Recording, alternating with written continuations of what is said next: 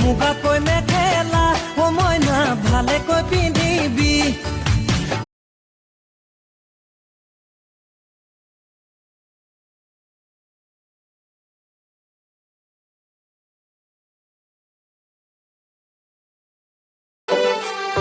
লাজ দেখুন লাগে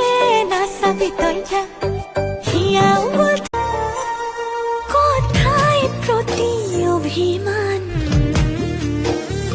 আমার পূজা সৰু হলেও সুখী হব পাৰি মইনা কিয় মোৰে মাতিলে ভাল পাবি তই কি কৰিব লাগিব আমাৰ পূজা সৰু হলেও সুখী হব